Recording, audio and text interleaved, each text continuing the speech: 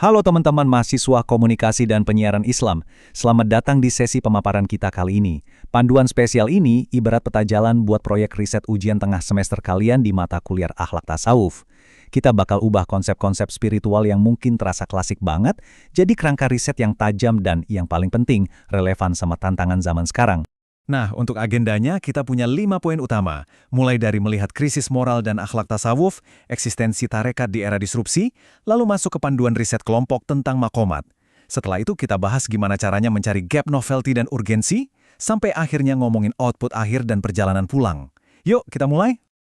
Oke, kita masuk ke bagian pertama, krisis moral dan akhlak tasawuf.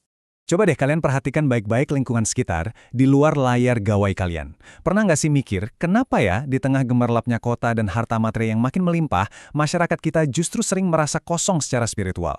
Kita ngelihat hedonisme di mana-mana, orang-orang makin konsumtif. Tapi ironisnya, mereka malah makin ngerasa cemas dan terasing dari lingkungan sosialnya. Secara fisik, mungkin kita kelihatan makmur, tapi kok batin rasanya kering banget? Nah, fenomena nyata inilah yang bakal jadi titik awal riset kalian. Dan disinilah mata kuliah akhlak tasawuf yang lagi kalian ambil di STAI Dr. KH Izid Mutakin Purwakarta ini jadi super krusial. Bersama dosen pengampu kita, Bapak Muhammad Irsyad Sirojul Khoir, MSOS, kalian gak cuma diajak duduk diam dan menghafal teori. Sama sekali enggak. Beliau mengajak kita menjadikan mata kuliah ini sebagai lensa analitis yang tajam. Tujuannya buat apa? Ya untuk mendiagnosis dan mencari obat penawar buat penyakit psikologis dan spiritual masyarakat modern tadi. Lanjut ke bagian 2, kita akan ngebahas eksistensi tarekat di era disrupsi. Jadi gini, ini adalah pertanyaan yang sangat penting buat kalian para calon komunikator Islam. Di zaman disrupsi yang serba cepat ini, di mana hidup kita nyaris disetir sama algoritma dan kecerdasan buatan, bagaimana sih kelompok-kelompok tarekat atau majelis zikir lokal itu bisa tetap eksis? Terus apa peran nyata mereka buat ngebentengin moral masyarakat dari gempuran informasi yang gak ada habisnya ini? Bener-bener bikin penasaran kan? Kalau kita tarik mundur sedikit sejarahnya, evolusi tarekat ini perjalanannya panjang banget loh. Ada Qadiriyah yang lahir di abad ke-12, disusul Naksabandiyah di abad ke-14. Terus tahu nggak? Di Indonesia sendiri, muncul sebuah sintesis yang khas Nusantara banget pada abad ke-19, lewat Syekh Ahmad Khotib As-Sanmashi. Fakta historis ini ngebuktiin satu hal yang jelas, ajaran tasawuf itu ternyata sangat adaptif.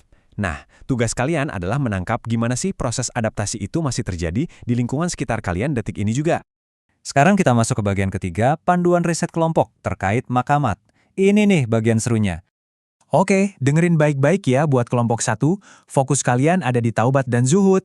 Tantangan riset buat kalian adalah membedah fenomena nempelnya hati orang-orang sama harta benda. Contoh gampangnya, perilaku konsumtif yang berlebihan.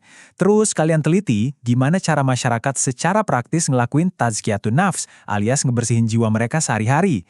Ingat loh, zuhud itu bukan berarti harus hidup miskin, tapi lebih ke seberapa jago kita menahan hati biar nggak diperbudak sama dunia. Coba cari tahu, gimana sih wujud nyata praktik ini di sekitar kalian? Nah, untuk kelompok 2, kalian ke bagian tema wara, sabar, dan tawakal. Arahkan radar riset kalian buat melihat integritas masyarakat, maksudnya seberapa hati-hati sih mereka ngindarin hal-hal yang syubhat, plus perhatikan juga resiliensi atau ketahanan batin mereka waktu lagi dihantam badai krisis ekonomi atau tekanan sosial yang berat. Sikap berserah diri setelah berusaha habis-habisan ini tuh sebuah fondasi mental yang luar biasa kuat, dan pastinya bakalan menarik banget buat kalian teliti. Lanjut ke kelompok 3. Instrumen utama kalian adalah rida dan syukur. Kalian punya tugas spesifik nih. Soroti gimana orang-orang mencari ketenangan batin di tengah maraknya budaya pamer atau flexing. Budaya yang jujur aja sering banget bikin kita insecure dan terjebak di racun perbandingan sosial kan? Coba temukan gimana rasa rida atau penerimaan yang benar-benar tulus terhadap ketetapan Tuhan bisa jadi perisai mental yang membebaskan masyarakat dari tekanan ekspektasi duniawi yang gak realistis. Terakhir, buat kelompok 4, tema yang kalian emban luar biasa indah, mahabbah dan al-hub al-ilahi. Kalian harus turun ke lapangan dan ungkap tindakan pengabdian sosial atau ibadah yang benar-benar murni, tanpa pamrih. Kita pakai kacamata cinta ilahinya tokoh sufi terkenal, Robiah al-Adawiyah. Pertanyaannya, coba cari bukti empirisnya. Masih ada nggak sih di sekitar kalian praktik kepedulian yang murni digerakkan cuma gara-gara cinta mutlak sama Sang Pencipta?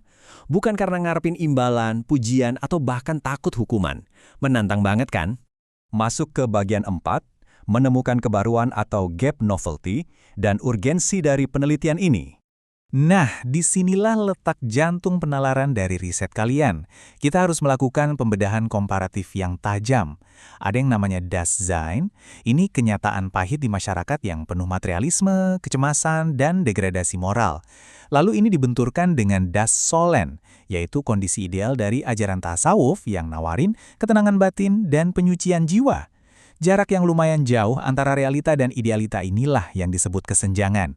Dan di ruang kesenjangan itulah kalian bakal asyik bermain dan mencari gap novelty. Biar gampang ngerumusinnya, ikutin aja 3 langkah praktis ini. Pertama, potret dulu kesenjangan moral tadi dengan jujur, apa adanya. Kedua, analisis dengan kritis gimana respon komunitas tarekat atau nilai-nilai sufi nyikapi hal tersebut.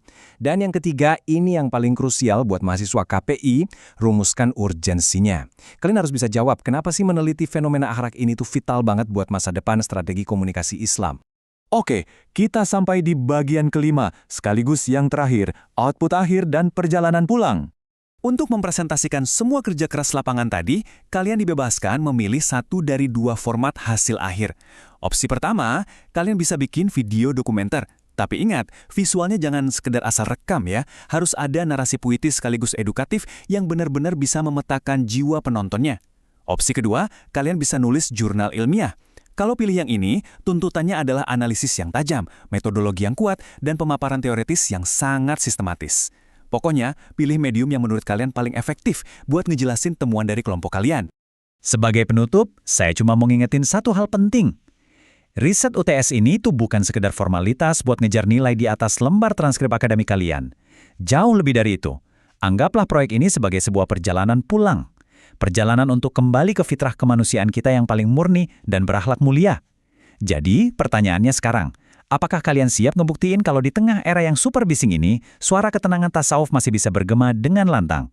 Selamat meneliti teman-teman, nikmati prosesnya, dan sampai jumpa di sesi pemaparan berikutnya.